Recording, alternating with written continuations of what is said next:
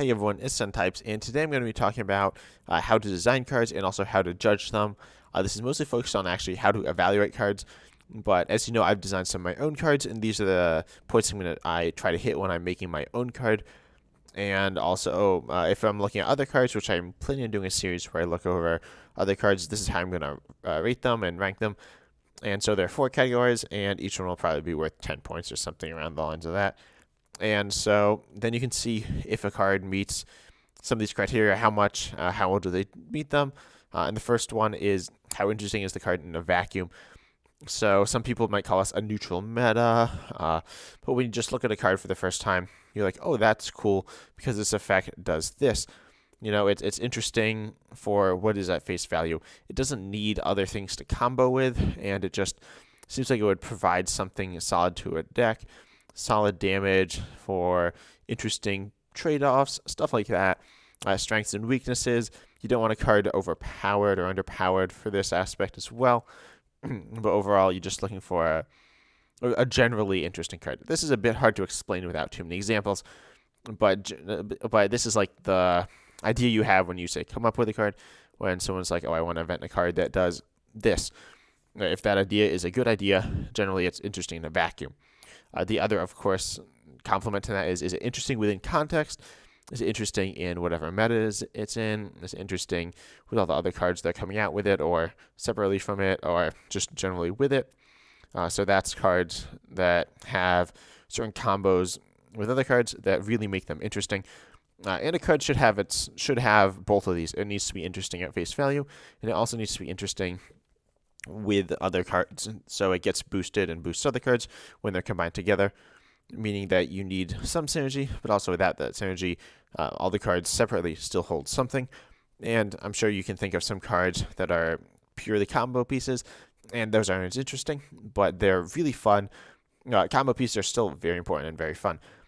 So you need both of these, and of course I'll get to them when I make videos about certain specific cards. But these are probably what people think of as the most important ones. And you could argue they are, but I'd say all 4 of these are very equally important. The next one is one that people often forget about, or they focus on too much. And is it fun to play against? So interesting in a vacuum, interesting within context are generally how interesting they are to play with, to deck build with. Fun to play against means how fun is it to play against. And so you're looking at how is it countered? How does counterplay work? You want to be able to have interesting interactions with other decks. So some cards are very hard to counter, which isn't very fun. Some cards are really easy to counter or very swingy, which isn't very fun to play against. And some like control cards and stuff like that aren't fun to play against at all either. So you're looking for a nice balance of fun to play against as well. This can't be overlooked. Sometimes people overlook it. Then it can become very problematic. And then everyone's like, nah, this card's not that bad because I enjoy playing it, but everyone is like hates it because it's not fun to play against. And then lastly, is it balanced? This is very important. Some people would argue this is the most important. Arguably, it's I don't know. It can be important, and it is important, but I'd say it's not more or less important than any of these other aspects here. It's just, is it balanced? Is it overpowered, underpowered? If it's either of those, it's very problematic. If it's underpowered, I guess it's not as bad as if it's overpowered, but it'll just get pushed to the side and ignored. If it's overpowered, that creates serious problems. Both, though, it needs to be right in the middle, and some people probably want the balance level higher or lower than others, but it becomes pretty clear. It doesn't need to be perfectly balanced to receive a very good score on this, but if it's overpowered or significantly underpowered, then that's problematic. And then also, there's just another category, because this isn't worth 10 points, but notably what goes under this is a card's accessibility/cost.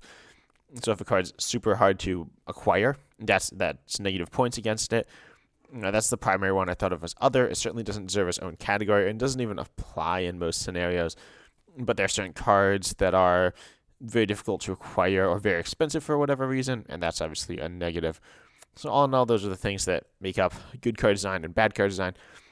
And so I'm going to be evaluating. I think I'm looking at, the first one I'm going to look at is Lugia V-Star, a very interesting card to say the least.